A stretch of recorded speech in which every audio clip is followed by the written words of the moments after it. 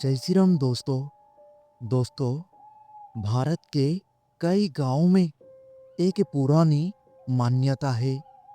कुछ बर्तन सिर्फ खाना बनाने के लिए नहीं होते, कुछ बर्तन खुद खाना ढूंढते हैं। और आज की कहानी एक ऐसे ही गांव की है जहां रात होते ही एक पुरानी मिट्टी की हांडी अपने आप जल उठती है।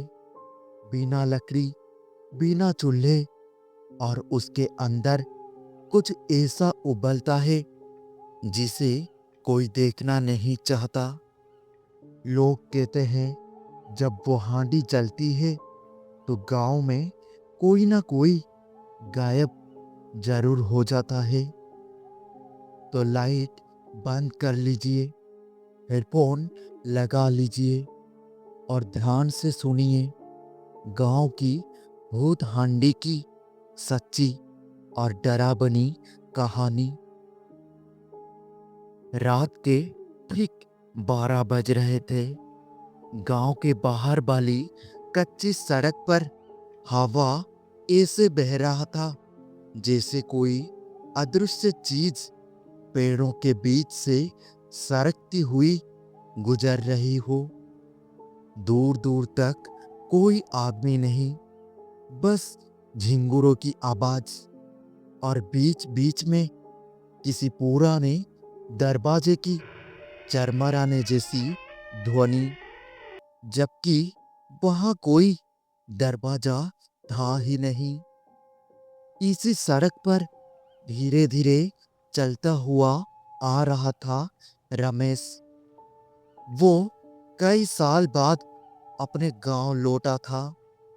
रमेश शहर में नौकरी करता था, पर उसके पिता के गुजर जाने के बाद वो अब पुश्तैनी घर संभालने आया था। दिन में तो सब ठीक लगा, लेकिन शाम ढलते ही गांव कुछ अलग सा हो गया। बहुत ज्यादा शांत, अस्वाभाविक रूप से शांत। जब वो चौपाल के पास पहुंचा तो कुछ बुजुर्ग बैठे थे। उसे देखकर सबने पहचान लिया और बोले, अरे रमेश, तू आ गया शहर से? रमेश बोला, हाँ काका। थोड़ी देर हलचल के बाद एक बूढ़े ने अचानक बोला, रमेश, रात को घर से बाहर मत निकलना। रमेश हंस पड़ा और पूछा, क्यों? बूढ़े ने उसकी आंखों में सीधा देखते हुए बोला, बस्ती के पीछे जो पुराना कुआं है, वहां रात को हांडी जलती है। रमेश पूछा, कौन सी हांडी? बाकी सब चुप हो गए। फिर दूसरे बुजुर्ग ने धीमी आवाज से कहा, भूत हांडी। रमेश ने सोचा ये गांव की पुरानी अंधविश्वासी बातें होगी। उसने बात टाल दी, लेकिन जाते समय उसने देखा उसकी आंखों में सचमुच डर था। उस रात रमेश अपने पुराने घर में अकेला था। दीवारों से मिट्टी की गंध आ रही थी। छत पर लकड़ी के काले पड़े बीम, और हर थोड़ी देर में टक टक जैसी आवाज, जैसे कोई ऊपर चल रहा हो। उसने खुद को समझाया, पुराना घर है, आवाज आई होगी।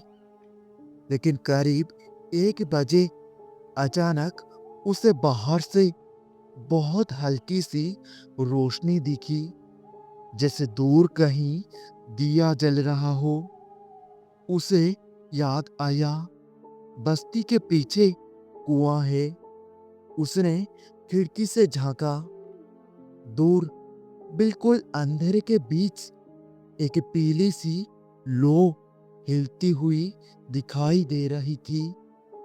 उसने सोचा, कोई होगा, पर पता नहीं क्यों उसके भीतर एक अजीब सा खींचाव हुआ, जैसे कोई उसे बुला रहा हो। वो धीरे से दरवाजा खोलकर बाहर निकल आया। रात ठंडी थी, लेकिन हवा बिल्कुल बंद थी, जैसे पूरा गांव सांस रोक के खड़ा हो। जैसे जैसे वो उस रोशनी की तरफ बढ़ता गया, एक अजीब सी गंध आने लगी, जली हुई मिट्टी और कुछ सड़ा हुआ। अब वो कुएं के पास पहुंच चुका था, और जो उसने देखा, उसकी सांस वही अटक गई। कुएं के किनारे एक बड़ी मिट्टी की हंडी रखी हुई थी। उसके अंदर आग जल रही थी, लेकिन अजीब बात यह थी, हंडी के नीचे कोई लकड़ी नहीं थी। आग खुद ही जल रही थी, लपटें नीली थी, और हंडी के अंदर कुछ उबल रहा था। रमेश ने आवाज दी, कौन है वहां? लेकिन कोई जवाब नहीं, बस उबलने की आवाज। अचानक उसे लगा जैसे हंडी के अंदर कुछ हिल रहा हो, कुछ जो पानी नहीं थी। उसने थोड़ा झुककर अंदर झांकने की कोशिश की, और तभी हंडी के अंदर से एक हाथ बाहर आया, काला, जला हुआ, उंगलियां टेढ़ी मेढ़ी। रमेश चीख भी नहीं पाया। हाथ ने किनारे को पकड़ा, फिर धीरे धीरे पूरा सिर बाहर निकला। चेहरा ऐसा जैसे कई साल पहले जलकर राख हो चुका हो। आंखों की जगह काली खाली गुफाएं, और होठों के बिना देखते दांत। वो चीज सीधे रमेश की तरफ देखने लगी। फिर उसके गले से आवाज निकली, भूख लगी है। रमेश पीछे गिर गया, लेकिन वो चीज हंडी से बाहर नहीं आई, बस अंदर बैठी रही, जैसे किसी चीज का इंतजार कर रही हो। अचानक पीछे से कदमों की आवाज आई।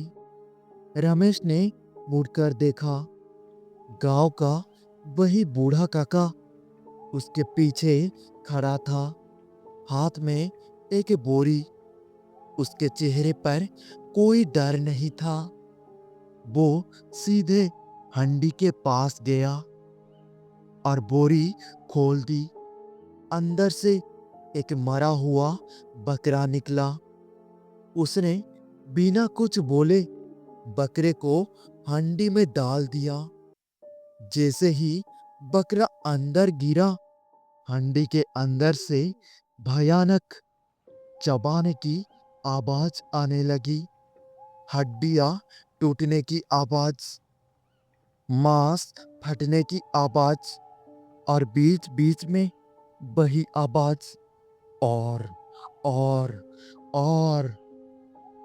रमेश का खून जम गया। बूढ़े ने उसकी तरफ देखे बिना कहा, भाग जा रमेश, नहीं तो अगली बारी तेरी होगी। रमेश उठकर भागा, बिना पीछे देखे। सुबह होते ही वो गांव छोड़ने लगा, लेकिन जाते समय उसने देखा, पूरे गांव में कोई बच्चा नहीं था। उसे अजीब लगा। उसने एक औरत से पूछा, गांव के बच्चे कहाँ हैं? औरत की आंखें भर आई। वो बोली, हर साल एक बच्चा गायब हो जाता है, तभी वो हांडी शांत रहती है। रमेश के पैरों तले जमीन खिसक गई। मतलब औरत फुसफुसाई, पहले बकरा, फिर जानवर, और जब वो नहीं चलता तो इंसान। उस दिन रमेश शहर लौट गया, लेकिन कहानी यहीं खत्म नहीं हुई। 1 महीने बाद उस रात में फोन आया। गांव के काका की आवाज थी, रमेश, इस साल हांडी बहुत भूखी है, बकरे से नहीं मान रही है। रमेश का दिल धड़कने लगा। उसने बोला, तो मैं क्या करूं? फोन की दूसरी तरफ कुछ सेकंड चुपी रही, फिर आवाज आई, तो गांव का बारिश है, तेरे खून का हक है इस पर। और अचानक फोन कट गया। उसी समय रमेश के कमरे में जली हुई मिट्टी की वही गंध भर गई। रसोई से छप छप की आवाज आने लगी। वो धीरे धीरे दरवाजे तक गया। दरवाजा खोला और उसका गला सूख गया। उसकी अपनी रसोई में फर्श पर वही मिट्टी की हांडी रखी हुई थी। नीली आग जल रही थी। अंदर कुछ उबल रहा था और हांडी के अंदर से वही जला हुआ चेहरा धीरे धीरे ऊपर उठ रहा था। इस बार उसने साफ कहा, इस बार तू है। रमेश पीछे हटना चाहता था, लेकिन उसके पैर खुद ब खुद हांडी की तरफ बढ़ने लगी, जैसे कोई अदृश्य शक्ति उसे खींच रहा हो। उसकी आंखों के सामने अंधेरा छाने लगा और आखिरी चीज जो उसने सुनी, उबलते सांस की आवाज और अपनी ही चीख, जो बाहर नहीं निकल पाई। उस रात शहर में किसी ने कुछ नहीं सुना, लेकिन अगले दिन अखबार में एक छोटी सी खबर छपी, युवक घर में लापता, दरवाजा अंदर से बंद। पुलिस को कमरे में बस जली हुई मिट्टी की गंध मिली और रसोई के फर्श पर राख का एक गोल निशान, जैसे वहां कभी कोई बड़ी हांडी रखी हो। कहते हैं जब भी किसी जगह अचानक जली मिट्टी की गंध आए और बिना कारण उबलने जैसी आवाज सुनाई दे, तो पीछे मुड़कर मत देखना, क्योंकि भूत हांडी जब एक बार आपका नाम पुकार लेती है तो वो खाना लेकर ही शांत होती है, और उसे सबसे ज्यादा पसंद है जिंदा इंसान।